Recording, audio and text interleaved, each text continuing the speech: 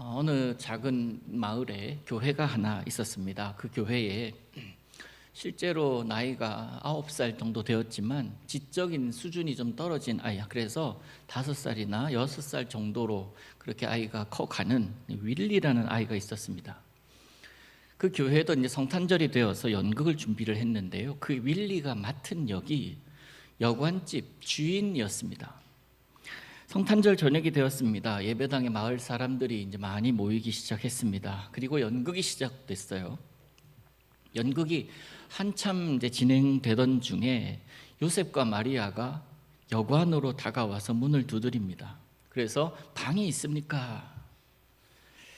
여관집 주인 역을 맡은 윌리는 그 똑똑 두드리는 소리를 듣고서 나옵니다. 그러면서 대답을 하죠. 방이 다 찼으니까 다른 데로 가라고. 대본대로 그렇게 했습니다. 그러자 요셉과 마리아는 이제 돌아가야 될 판인데 한 번 더 두드립니다. 간절히 사정합니다. 우리가 멀리서 왔습니다. 그리고 아내는 금방 출산할 것 같습니다. 제발 좀 부탁합니다. 어디 쉴 곳이 없습니까? 누울 만한 곳 없습니까?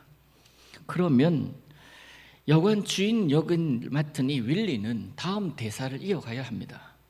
근데 대사를 이어가지 않고 계속 마리아를 쳐다보고 있는 것입니다.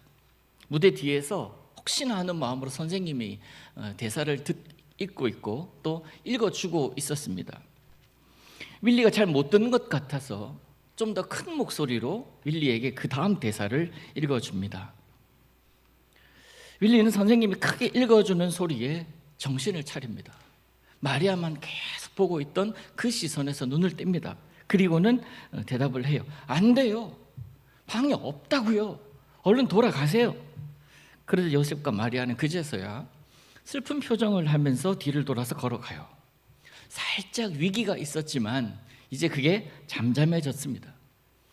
여기까지는 문제가 없었습니다. 근데 바로 이때 윌리가 문을 닫고 들어가야 하는데 요셉과 마리아의 뒷모습을 계속 보더니 걱정스러운 듯 지켜보다가 눈물을 흘리면서 갑자기 소리를 지르는 거예요. 요셉, 마리아, 가지 마세요. 마리아 데리고 이리로 오세요. 대사에 없는 대사를 한 것입니다. 그리고는 이어서 말합니다. 제 방을 쓰세요. 제 방 제가 내어드릴게요. 어서 들어오세요. 연극은 뜻밖의 길로 가고 있는 거예요. 엉망이 된 것 같습니다. 아이들은 그 모습에 막 웃습니다. 그런데 하지만 그 장면을 지켜보고 있던 많은 교인들은 하나같이 이야기를 합니다. 내 인생에 있어서 이렇게 감동적인 성탄은 없었다. 여러분, 여러분의 성탄에는 어떤 감동이 있기를 원하십니까? 또 여러분의 성탄에 예수님께서 어떤 감동을 경험하시기를 원하십니까?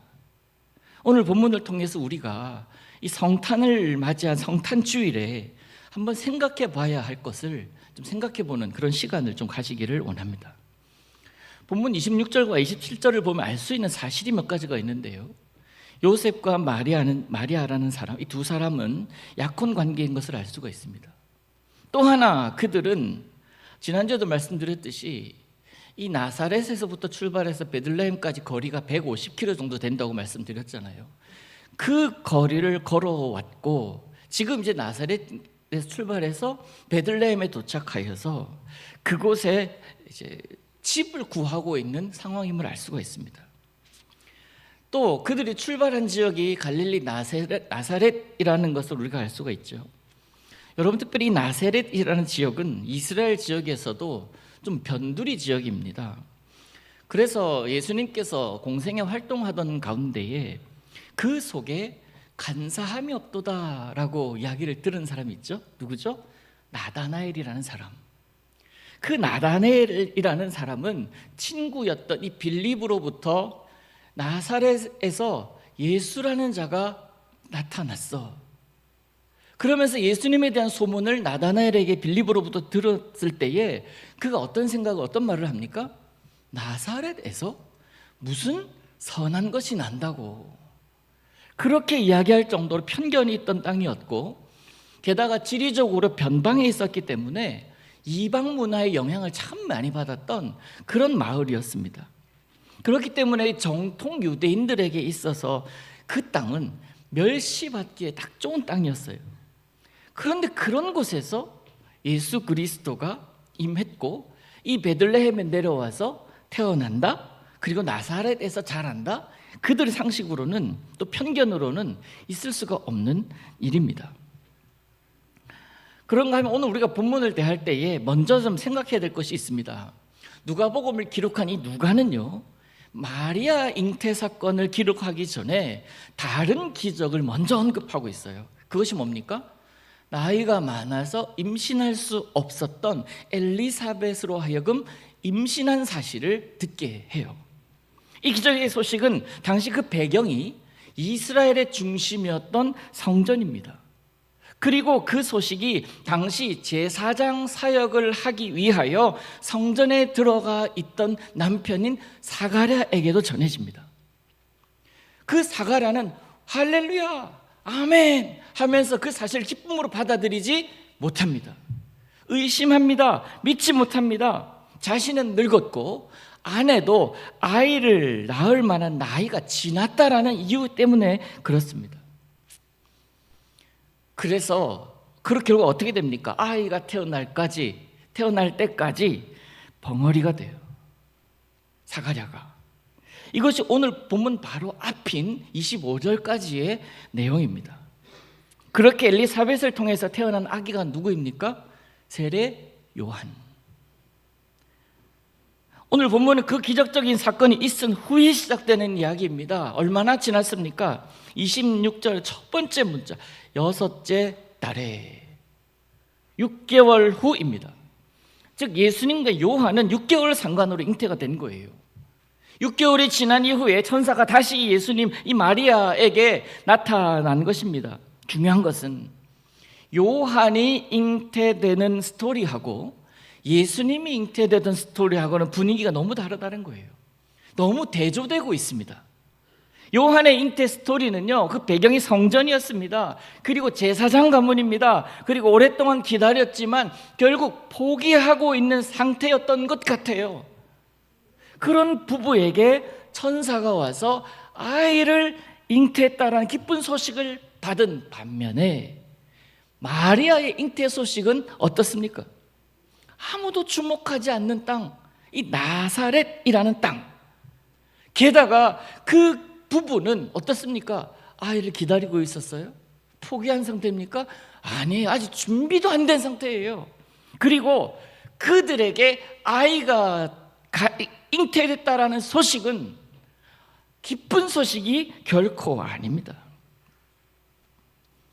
결혼하지도 않았던 마리아에게 천사가 찾아옵니다. 그러면서 이 마리아가 천사로부터 들은 소식이 뭡니까? 31절이에요. 보라, 내가 잉태하여 아들을 낳으리니. 이 소식만 해도 기절초풍할 일이에요. 그 이름을 예수라 하라, 이름까지 지어줍니다. 여러분, 하나님께서 주시는 은혜는 늘 우리로 하여금 감격하게 하고 감동하게 합니다. 힘들어 지쳐 있을 때 주시는 하나님의 은혜는 우리로 하여금 힘내게 해요. 그러면서 우리는 그 은혜를 힘입어서 하루하루 살아가는데, 우리가 하나님 앞에 나아가서 간절히 기도하던 것이 이루어졌을 때 우리는 그 일이 큰 일이든 작은 일이든 하나님께 감사하며 나아갑니다. 그러나 그것으로 끝나는 것이 아니라 예수 믿는 우리들은 혼자 즐기지 않잖아요. 우리 가정에서, 또 같이 목장에서, 또 기관에서, 교회에서 나누곤 합니다. 밥 한 끼 사는 거예요. 커피 한 잔 사는 거예요. 그러면서 기도해줘서 고맙다고, 그렇게 이런 일이 있었는데 그 기도가 이루어졌다고, 그걸 간증이라고 하지 않아요. 그럴 때면 다 같이 내 일인 양 즐거워하고 기뻐합니다. 오늘 본문의 마리아에게도 큰 은혜가 임했습니다. 예수 그리스도를 잉태했어요. 온 인류를 구원하실 예수님이에요. 역사상 단 한 사람에게 주어지는 영광이니 그것보다 더 큰 기쁨의 소식이고 즐거운 소식이 어디 있겠습니까? 그리고 그 은혜의 주인공이 바로 마리아 자신입니다. 마리아 입장에서 웬 은혜냐고요. 그리고 그가 살던 마을은 나사렛이었는데 유명하지 않은 곳이었지만 앞으로 온 인류가 알게 될 땅이 되는 그 첫 번째 시작점이라는 면에서 이 마리아는 얼마나 큰 은혜를 입었냐고요. 그런데 여러분도 그렇게 생각하시겠지만 지금까지 제가 말씀드린 것은 마리아를 제외한 모든 사람들의 입장에서 그래요. 참 좋겠다. 세상에 예수님을 잉태했다고? 너로 인해서 니네 지역이 크게 모든 세상에 다 퍼지겠구나. 좋겠다. 마리아 입장에서는 어떻습니까? 네가 한번 당해봐. 이거 아니겠어요? 오늘 마리아가 경험하고 있는 상황은 우리에게는 은혜이지만 마리아 입장에서는 그걸 은혜라고 받아들일 수 있겠냐고요. 이걸 은혜라고 고백할 수 있겠냐고요. 그리고 그 사실을 어머니에게, 아버지에게, 이웃에게, 목장에 가서, 교회에 가서 내 아는 사람들에게 나 잉태했어요. 천사가 와서 얘기하는데 내가 예수를 잉태했대요. 온 세상을 구원할 그 예수를 잉태했대요. 축하해 주세요. 박수 쳐 주세요. 라고 얘기할 만한 사실입니까? 아니에요. 그럴 수 없습니다. 오히려 시시해야 될 상황이에요. 우리처럼 누군가와 나누기 힘든 그런 일입니다. 오히려 말하면 큰일 날 상황이에요. 이걸 뭐라고 표현할 수 있을까요? 마리아의 상황이 전혀 배려되지 않은 은혜예요. 지금 타이밍이 좋지 않아요. 조금 몇 달 뒤에 약혼한 요셉과 마리아가 결혼식을 성대하게 치르고 초라하게 치를지라도 그 이후에 하루 이틀 아니 한 달 있으면 그때 아이가 잉태됐다는 소식을 우리에게 주어졌다면 기쁨으로 얘기할 텐데, 그리고 그 아이가 예수래요 얘기할 텐데, 지금은 배려가 전혀 없는 은혜란 말입니다. 어쩌면 은혜가 아니라 뭐라고 표현할 수도 있냐면 사고예요. 사고입니다. 결혼한 가정에 아이가 생기는 것은 큰 축복이지만 지금 마리아에게는 사고가 일어난 거예요. 그런데 오늘 천사는 마리아의 잉태 사실을 전하면서 은혜를 받은 자여라고 통보하고 있는 것입니다. 천사가 말하는 것을 영어 성경을 좀 찾아봤습니다. 뭐라고 적혀 있냐면 너 최고로 총애를 받은 자여, You who are highly favored. favor가 무슨 뜻이냐면 총애를 받다, 편애하다라는 뜻이에요. 편애를 받은 거예요. 너 최고로 하나님께 편애받은 사람아, 이렇게 적혀 있었어요. 딱 그 상황이에요. 지금 마리아의 상황은 아직 약혼한 상태일 뿐인데 어느 누가 마리아가 잉태한 아기를 인류를 구원할 저로구나 라고 생각하겠습니까? 그 잉태의 의미도 알지 못할 것이고 사실 그들에게는 의미 따위가 중요하지 않았을 거예요. 모세 율법에는 돌에 맞아 죽어야 하는 그런 팩트를 가지고 있는 때 아닙니까? 다행스럽게도 요셉의 반응이 어떻습니까? 마태복음 1장 19절에 보면 그의 남편 요셉은 의로운 사람이라 그를 드러내지 아니하고 가만히 끊고자 합니다. 몇 주 전에 이 말씀을 잠깐 나누었죠. 가만히 끊고자 하여. 그나마 요셉 성격이 좋아 보여서 다행이지 온 동네방네 소문내면서 이야기하면서 그의 억울함을 토로할 수도 있지 않았겠어요? 그러면서 마리아를 모함할 수도 있지 않았겠습니까? 이거 문제 아니냐? 나 배신당한 것 같아. 마리아가 어떻게 저럴 수가 있어? 문제 삼을만 하면 얼마든지 문제 삼을 수 있는 상황입니다. 그런데 요셉은 그렇지 않았어요. 이제 우리 조용히 헤어지자, 그 마음을 품은 거예요. 마리아 입장에서 은혜 한번 크게 입었다가 약혼자까지 잃게 되는 상황이라는 겁니다. 이게 어떻게 은혜라고 할 수 있어요? 하지만 여러분, 오늘 우리 본문을 통해서 우리가 알아야 될 것은 뭐예요? 결론을 압니다. 그가 잉태했고 그가 낳은 아들이 누구라고요? 예수 그리스도라는 사실. 그리고 천사가 한 말 그대로 이루어졌다는 사실. 그러면 오늘 우리가 생각할 것은 이거예요. 하나님께서 그것을 은혜라라고 말씀하셨다면 그것은 우리에게 은혜로 결론 내어질 줄로 믿는 것이에요. 이게 믿음이라는 거예요. 하나님께서 널 사랑한다라고 하시면 나는 어떤 사람이라고요? 하나님의 사랑을 받는 사람이에요. 하나님이 너를 기억한다라고 하시면 나는 하나님의 마음 속에 기억된 사람이다라는 것을 믿어야 합니다. 내가 너를 기억한다, 내가 너를 존귀하게 여긴다, 내가 너를 지킬 것이다 라고 하신다면 어떻게 하면 됩니까? 뭐라고 하면 돼요? 아멘 하면 돼요. 그런데 그 아멘 하지 못하게 하는 것이 우리 상황이잖아요. 우리 현실이잖아요. 온전히 그 말씀이 내게 적용이 되어야 그것이 내게 은혜로 열매가 맺혀지는데 내 현실은 그것을 자꾸 가려요.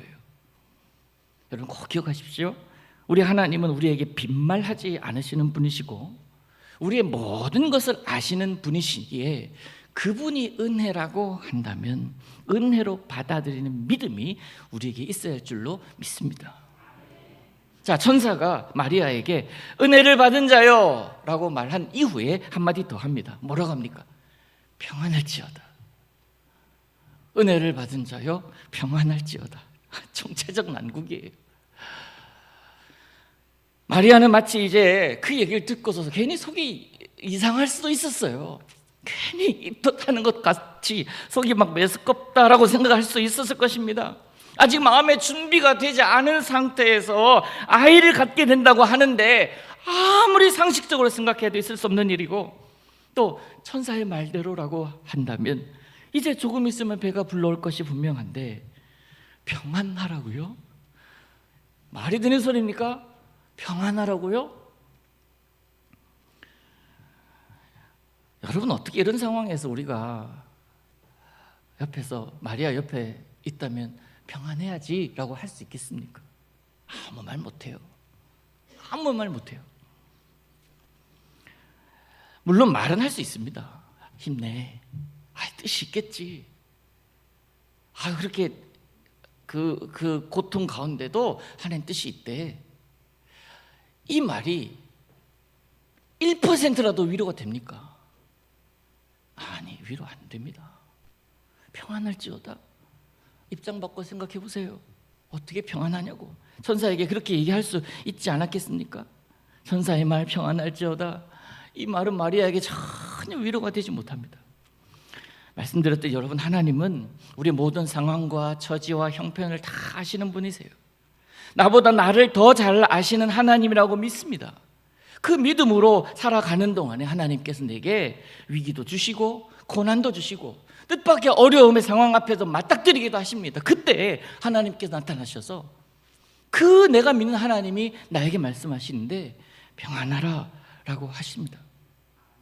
그러면 그럴 때 네 주님 제가 평안하겠습니다. 지금 이 두려운 마음, 상실된 마음, 어려운 마음, 하나님을 향해서 섭섭한 이 마음 다 내려놓고 하나님께서 평안하라 하니까 네, 제가 평안할게요. 저는 깔끔한 사람이니까. 이럴 만한 사람이 우리 가운데 얼마나 있습니까?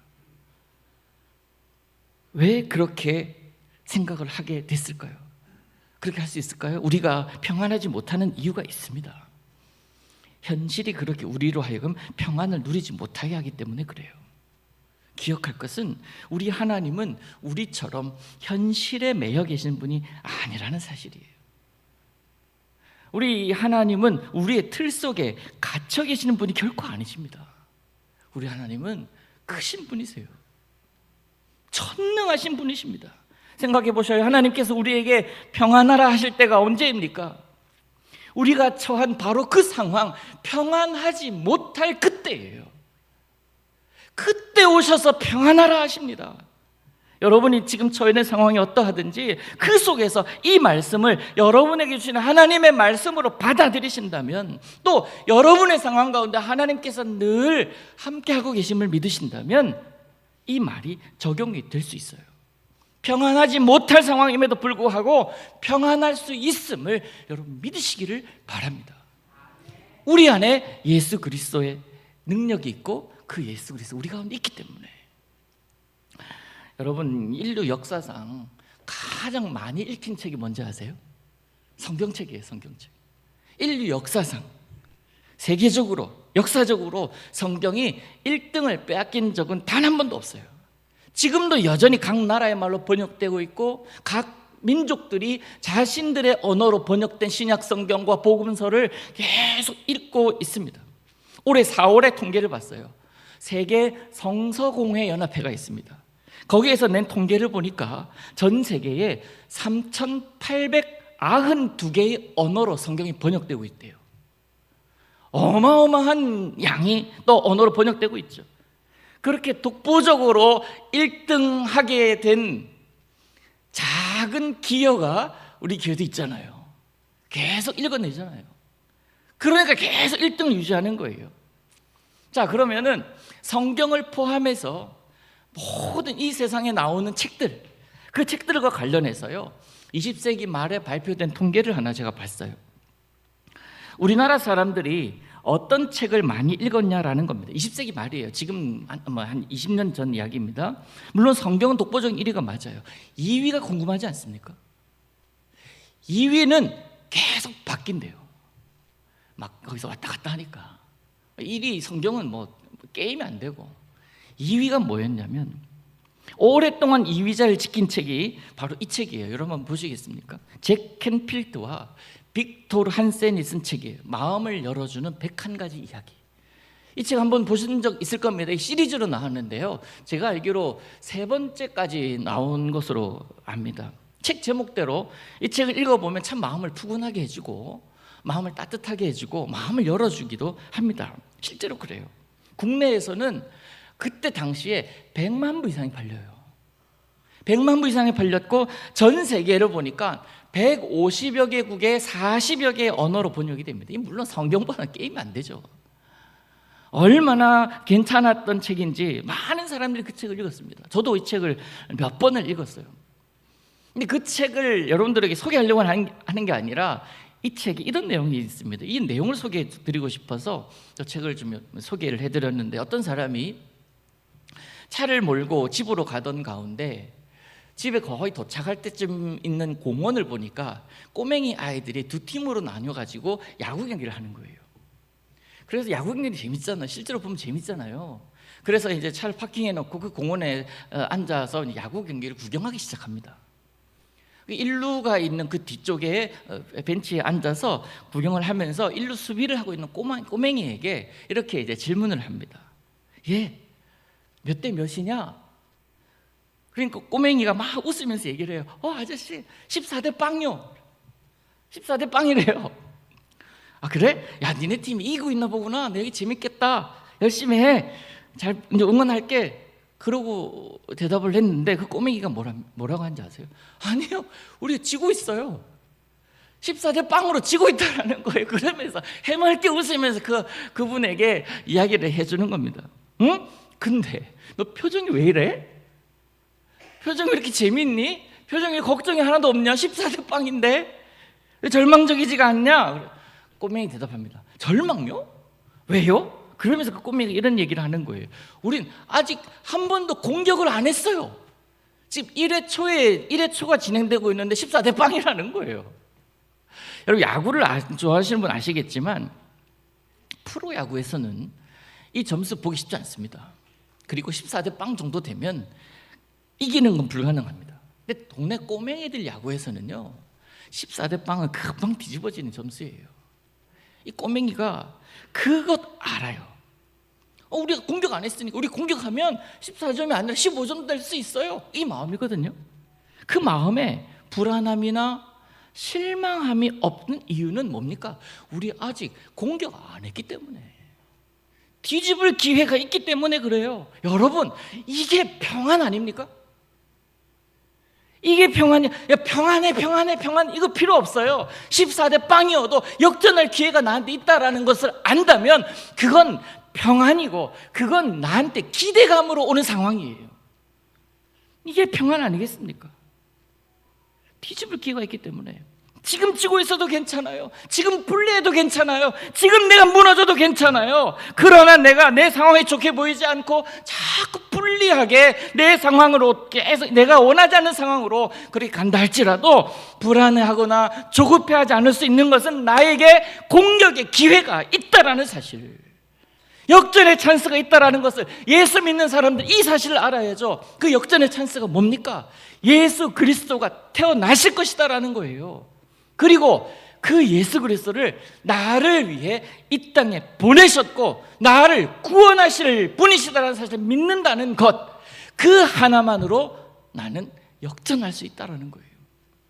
천사는 이 앞에 있는 걸 다 빼놓고 뒤에 것만 얘기한 겁니다. 이러니 평안하라. 근데 이걸 얘기를 안 해요. 얘기를 사실 했습니다. 32절부터 33절, 34절에 이어서 그가 큰 자가 되고 지극히 높으신 이 아들이 되고 막 이런 이야기를 계속 하거든요. 그러니 평안하라라고 이야기를 합니다.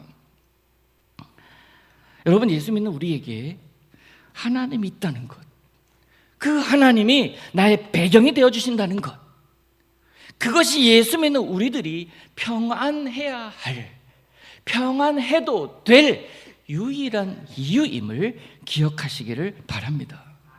그 살아계신 하나님께서 나에게 평안하라 말씀하실 때는 오늘을 살아가는 우리들은 적어도 그 사실을 아니까 아멘 할 수가 있는 것 아니겠습니까? 동정녀 마리아라는 사실을 천사가 몰랐을까? 아직 결혼하지 않은 동정녀라는 사실을 천사가 모르고 그에게 너 잉태할 거다 라고 이야기를 했을까요? 아니에요. 그럼에도 불구하고 평안하라 하는 것은 세상에 주는 평안이 아니라 하나님께서 하신 말씀이었고 그걸 천사는 그대로 전하고 있어요. 그러면 이 정도 되면 이제 마리아는 이제 수긍해야죠. 근데 34절에 뭐라고 하는지 아십니까? 보셔요. 마리아가 천사에게 말하되 나는 남자를 알지 못하니 어찌 이 일이 있으리까? 그래도 나 지금 그래도 나 결혼도 안 했는데 어떻게 나한테 이런 일이 있을 수 있겠냐고요. 네, 다 좋아요. 아무리 내가 잉태할 자가 예수님이시고 성령으로 잉태되고 큰 자가 되고 하나님의 아들이라고 불려질 것이고 그 나라는 무궁할 것이라 네, 잘 알겠는데요. 그런데 나는 아직 결혼 안 했잖아요. 지금 내 상황에서 아이를 갖는다는 것 천사님도 아시잖아요. 그렇게 지금 얘기를 하고 있는 거 아닙니까? 근데 그런 소리들이, 이 천사의 소리들이 마리아에게 아무 설득력이 없는 거예요. 네, 알겠습니다. 100% 이해하겠습니다. 그렇지만은 난 요새까지 잠자리 하지 않았단 말이에요. 어떻게 그런 일이 나한테 일어나냐고요. 논리적으로 이건 현실적으로 불가능한 이야기라는 겁니다. 아무리 은혜를 입었다고 해도 이 얘기는 뭐가 담겨 있어요? 거절하고 싶다는 마음이 담겨 있는 거예요. 그저 평범한 게 좋은데 남들처럼 때가 되면 시집가고 때가 되면 아이 낳고 그렇게 아이를 키우면서 한 가정을 이루면서 그렇게 살아가는 것이 행복인데 그 상황, 그 행복, 너무 지극히 당연하고 평범한 그것을 내가 요구하는 것도 바라는 것도 죄입니까? 라고 물어볼 만한 그런 상황이에요. 받아들이고 싶지 않은 거예요. 그러니까 천사가 6개월 전 이야기를 해주는 겁니다.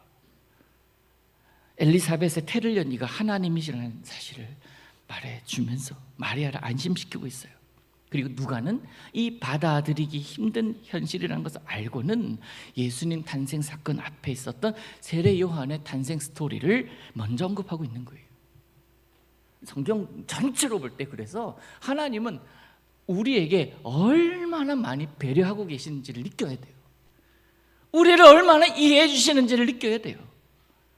그렇게 늙어서 임신하지 못하는 사람이었는데 그렇게 그가 역시 임신하지 않았니? 그럼 그건 논리적이니? 그건 현실적이니? 그건 네가 상식적으로 맞다고 생각하니? 할머니가 임신했다는데 그게 맞다고 생각하니? 오히려 천사가 반문하는 모습이에요. 그제서야 마리아는 거절할 수 없는 이 현실, 힘들지만 천사의 말을 받아들이기 시작합니다. 그러면서 아까 천사가 자신에게 했던 말을 다시 한번 되새겨요. 은혜를 입은 자여 평안할지어다. 그 다음에 주께서 너와 함께 하시도다. 그걸 기억합니다. 주께서 책임지신다는 선언이에요. 사랑하는 성도 여러분, 우리 삶에 이 한 문장 외에 또 다른 어떤 문장이 필요하겠습니까?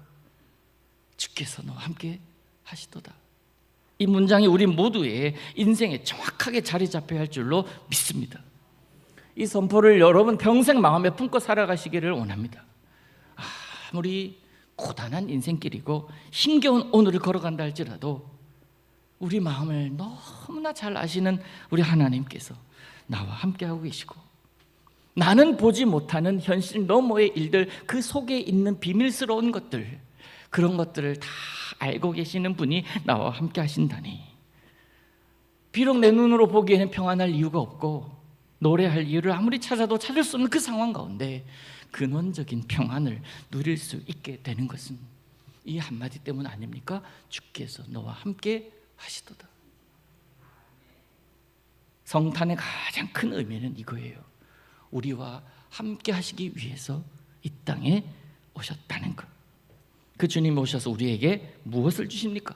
요한복음 14장 27절 너무나 잘 아는 말씀을 우리 함께 한번 읽어볼까요? 시작. 평안을 너희에게 끼치노니 곧 나의 평안을 너희에게 주노라. 내가 너희에게 주는 것은 세상이 주는 것과 같지 아니하니라. 너희는 마음에 근심하지도 말고 두려워하지도 말라. 아멘. 세상 사는 동안에 근심 어쩔 수 없으니까 그냥 품고 살아. 세상 사는 동안 네가 해결할 수 있는 문제보다 해결할 수 없는 문제가 훨씬 더 많으니까 그런 부담은 좀 가지고 살아야 되지 않겠냐. 우리 좀 이렇게 말씀하시지 않으십니다. 평안을 주겠다라고 약속하셔요. 하나님은 하나님의 사랑하시는 자녀들을 그냥 방치하시지 않으십니다. 그 아들 예수 그리스도 이 땅에 보내신 이가 하나님이세요. 지키실 이도 하나님이세요. 결국 우리가 다시 돌아갈 품도 그 하나님의 품임을 믿으시기를 바랍니다. 이 사진 하나를 여러분에게 보여드릴게요. 어떤 사진입니까? 어미새가 그의 새끼를 날개 아래 가리고 있어요. 무엇으로부터? 오는 비로부터. 우리 하나님 이런 분이세요. 우리를 그렇게 사랑하십니다. 사랑의 가장 완벽한 증거가 예수 그리스도이고 이 마리아를 통해 잉태된 것입니다. 자, 마리아는 천사와의 대화 속에서 진정한 하나님의 뜻을 깨닫습니다. 그리고 승복합니다. 본문 38절이에요. 마리아가 이르되 주의 여정이오니 말씀대로 내게 이루어지이다 하매 천사가 떠나니라. 도무지 받아들일 수 없는 현실이지만 받아들이기로 결정합니다. 이 일 이후에 마리아의 몸에 변화가 생겨요. 정말 아이가 들어선 것입니다. 더 이상 마리아는 이제 혼자의 몸이 아닙니다. 아이를 잉태해 보신 분들은 아시겠지만 더 이상 자신을 위해 살지 않잖아요. 뱃속에 아이를 위해서 살아갑니다. 몸도 막대하지 않아요. 그렇게 운동을 싫어했는데 운동하라 하니까 운동하기 시작합니다. 먹는 것도 구분해요. 물론 뱃속 아이를 빙자해서 자기가 먹고 싶은 것을 남편에게 요구하는 그런 임신부도 있긴 합니다만은 여하튼 간에 이제는 이 마리아에게 이전에는 없었던 희생, 이전에는 가질 수 없었던, 가질 필요 없었던 모성애가 발동하기 시작했을 거예요. 그러면서 아주 소중하게 그 품에 예수 그리스도를 품고 살아갑니다. 이게 2000년 전의 이야기입니다. 그런데 그 사건이 지금 우리들의 삶에도 적용되고 있습니다. 우리 모두가 우리들의 마음에 예수님을 품고 살아가는 사람들 아닙니까? 예수를 믿는다는 게 이런 거예요. 가슴에 예수를 잉태하고 살아간다라는 거예요. 오늘 대림절 네 번째 주일이자 성탄주일, 그 이름을 품고 있는 저와 여러분에게 주님 다시 한번 확인하십니다. 너 안에 나 있어. 이 가슴을 손 한번 대보세요. 이 안에 예수님 계십니다. 느껴지세요? 사랑하는 성도 여러분, 여러분이 그렇게 품고 있는 예수님을 늘 기억하시기를 바랍니다. 또한 그 예수님은 오늘도 여러분의 가슴뿐만 아니라 여러분의 가정에, 여러분의 목장에, 여러분의 직장에, 우리 교회에 머물고 계십니다. 내가 있는 어느 곳이든 예수님이 거하십니다. 왜요? 내가 예수님을 품고 살아가기 때문에. 우리 속에 거하신 예수님 기억하면서 그 거룩하신 예수님을 잉태했으니 거룩한 자임을 잊지 않고 살아가는 여러분 되시기를 우리 예수님의 이름으로 축복합니다. 기도합니다. 우리의 마음속에 거하신 예수 그리스도를 찬양합니다. 사랑하는 하나님, 우리 마음에 예수님 품게 하셨으니 우리의 몸과 마음을 더욱 정결하게 하옵시고 세상 살아가는 동안에 그 예수님을 마음속에 품고 그 어떤 상황에서도 예수님을 놓치지 않는 믿음의 사람으로 살아가게 하여 주옵소서. 내 마음에 오신 예수님, 그 예수님을 기뻐합니다. 그 예수님을 늘 즐거워합니다. 감사하오며 예수님의 이름으로 기도하옵나이다. 아멘.